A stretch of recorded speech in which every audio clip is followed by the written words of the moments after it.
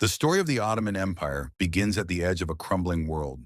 In the late 13th century, as the mighty Seljuk Empire was falling apart and the Byzantine Empire was a shadow of its former self, a small frontier principality emerged in northwestern Anatolia.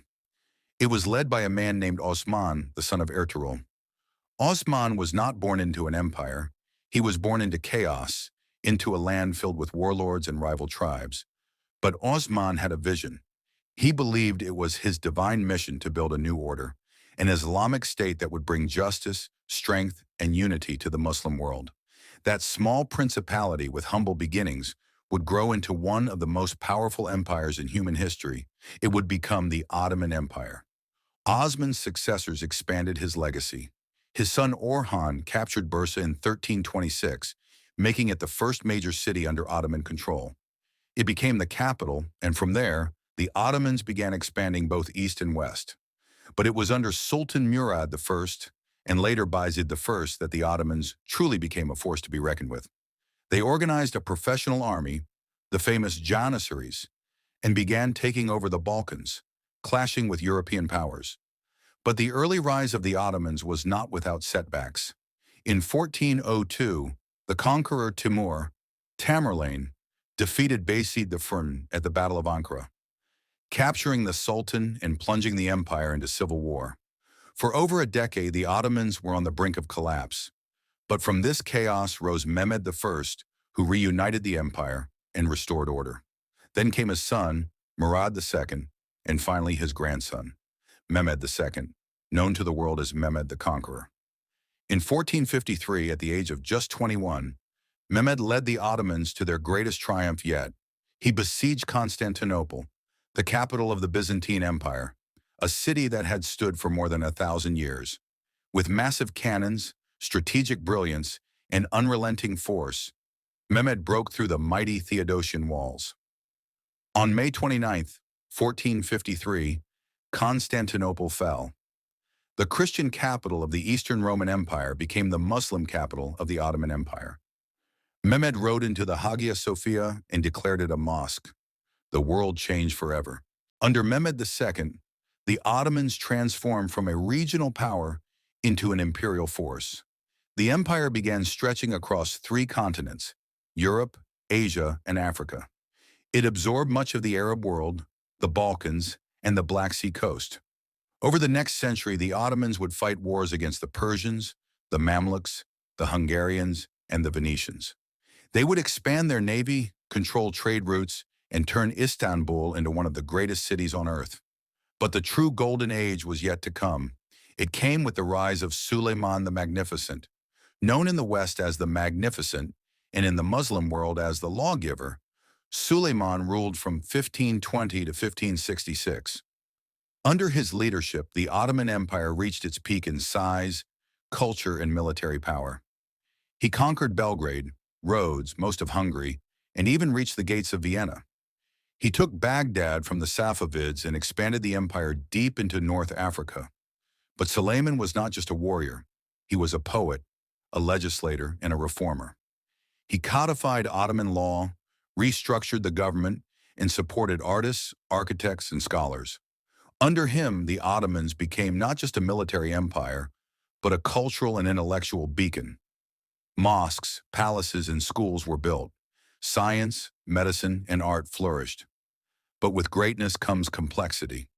Behind the grandeur of the empire lay political intrigues, palace conspiracies, and bloody successions. The system of fratricide, where new sultans would execute their brothers to avoid civil war, created fear and instability. As the centuries passed, the empire began to weaken. The rise of European naval powers meant the Ottomans could no longer dominate trade as they once did. Corruption crept into the bureaucracy. Local governors grew more powerful and independent. The Janissaries, once the empire's elite fighting force, became a source of rebellion. By the 17th and 18th centuries, the Ottomans were no longer expanding. They were fighting to hold on.